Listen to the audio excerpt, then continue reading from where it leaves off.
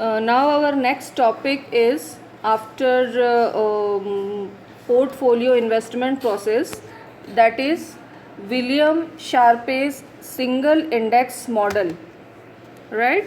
In this video lecture we are going to discuss about Sharpe's single index model, when it is established, when it is developed this model. इसके पहले जो है हमने देखा था कि मार्कोविट्स मॉडल, ठीक है.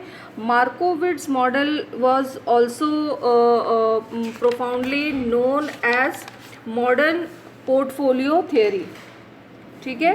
But due to complication in Markowitz model, due to complicated theory and complexity in the numerical part of Markowitz model, there is the emergence of single index model which is emerged by William Sharpe. ठीक है. उन्होंने जब ये model introduce किया, the model has been generated by William Sharpe in 1963. It is also known as the single index model of portfolio selection model to measure both risk and return on the stock. Although मार्कोविट्स ने भी अपना एक theory दिया, उन्होंने भी ये theory जो है क्या मेजर करने के लिए दिया था, risk and return. But in Markowitz model there is the complexity, right? Complexity and complicated process to measure investment risk and return. That is why William Sharpe has simplified this model and given the name that is single index model. देखिए यहाँ लिखा हुआ है, the single index model greatly reduces the number of calculations that would otherwise have to be made for a large portfolio of thousands of securities. ठीक है. Markowitz model में मैंने बताया आपको कि कैलकुलेशंस की उन्होंने बहुत सारे फार्मूले बनाए, उन फार्मूलों को यूज़ करके जो है आपको investment risk and return calculate करना है. So due to the complexity हमने जो है विलियम शार्पे ने ये मॉडल इंट्रोड्यूस किया, right. Next, now assumption of single index model, it is a theory. Single index model is a theory, so it is but obvious that it is also based on some assumption. What are these assumptions? There is only one macroeconomic factor that causes the systematic risk. अब मैं आपको ये नहीं बताऊंगी कि systematic risk और unsystematic risk क्या होता है, because from starting of this chapter we are discussing about systematic and unsystematic risk. बस मैं ये बता सकती हूँ कि systematic risk is related to macro economic problem, ठीक, and unsystematic risk is related to micro economic problem. So this single index model says one macroeconomic factor that causes the systematic risk affecting all stock returns, and this factor can be represented by the rate of return on a market. For example हम ले लें, अगर आपकी economic condition, ठीक है, वो भी हम छोड़ दें. अगर हम बोलें कि हमारे फाइनेंशियल बजट में अगर चेंजेस होते हैं, मान लो आपका जो नेक्स्ट बजट आएगा 21-22 का, 2021-2022 का अगर बजट, उसमें जो बजट आएगा और उस बजट के जो इम्पैक्ट पड़ेगा, ठीक है, that is on whole economy, that, ठीक, उस बजट का जो इम्पैक्ट पड़ेगा इकोनॉमी में, उस इकोनॉमी का इम्पैक्ट एक इंडस्ट्री पे भी पड़ेगा, होल शेयर मार्केट्स में भी पड़ेगा. तो ये आपका क्या है, ये आपका सिस्टमेटिक रिस्क है. वही ये बोल रहा है कि वन इकोनॉमिक फैक्टर में impact whole economy. Next is the basic notion underlying the single index model is that all stocks are affected by movements in the stock market. अब ये मूवमेंट्स भी हम डिस्कस कर चुके हैं. क्या मूवमेंट होता है, एक बुल मार्केट होता है और एक बेयर मार्केट होता है. जब share market upward upward direction में जाता है that is the bull market movement, and जब वो डाउनवर्ड मार्केट में आता है that is the bear market. So the basic notion single index model is that all stocks are affected by the movements in the stock market. So these are few assumptions of single index model. अब single index model also given, William Sharpe has also given some formula to calculate risk and return factor available in investment, in any investment. तो यहाँ पे हमने देखते हैं उन्होंने beta के base पे क्या दिया है formula. The single index model can be expressed by the following equation. R I is equal to alpha I plus beta I R M plus E I.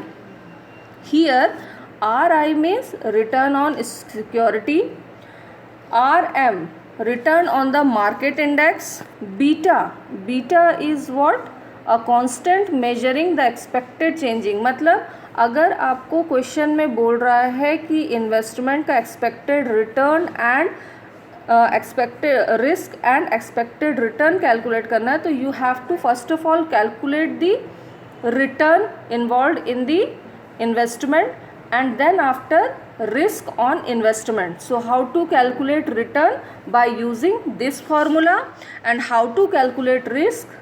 By using this formula, that is standard deviation square is equal to beta square under standard deviation square plus standard deviation square EI. By using this formula we can calculate an appropriate expected rate of return of an investment. Let's see the question related to this single index model. See, this is the question. What it is says, the data for 3 stocks are given. The data are obtained from correlating returns on these stocks with the returns on the market index. तो आपके पास 3 stock available हैं.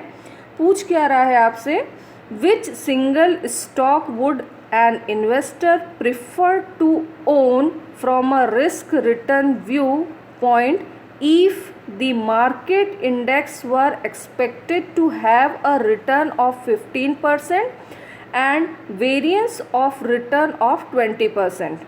Fine.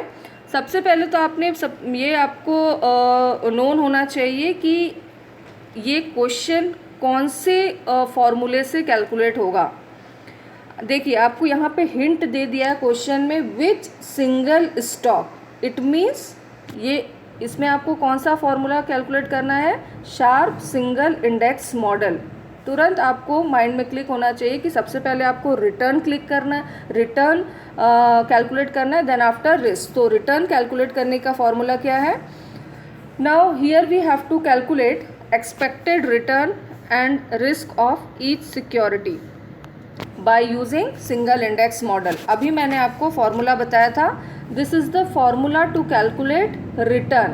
अब आपको according to formula what is given here, according to formula सबसे पहले आपको expected return calculate करना है. ठीक है, तो आपको क्या क्या चाहिए, alpha I which is given, beta I also given, right, R M. ठीक है, ये भी आपको आर एम यहाँ दिया हुआ है. देखो, expected to have a return of 15%. ठीक, now on the basis of this formula put the items on this formula, that is for security 1. Mind you, हर एक सिक्योरिटी का अलग अलग रिटर्न, क्योंकि आपके पास 3 स्टॉक्स अवेलेबल हैं और तीनों स्टॉक से आपको अलग अलग रिटर्न कैलकुलेट करना है. तो सिक्योरिटी 1 के लिए, सिक्योरिटी 2 के लिए एंड सिक्योरिटी 3 के लिए. ये हो गया आपका expected return. Now security risk. अब रिस्क के लिए मैंने क्या फॉर्मूला बताया था, this is the formula of risk, right, standard deviation square plus beta square I, standard deviation square M plus standard deviation square E I. It is also available in the question. देखिए, standard deviation square E I दिया हुआ है आपको question में. अब security 1 similar वैसे ही करना है, बट यहाँ पे आप क्या कैलकुलेट कर रहे हैं, that is the risk calculation. Security 1, security 2, security 3. Got it. आपने रिटर्न कैलकुलेट कर लिया, आपने रिस्क भी कैलकुलेट कर लिया फ्रॉम ईच सिक्योरिटी.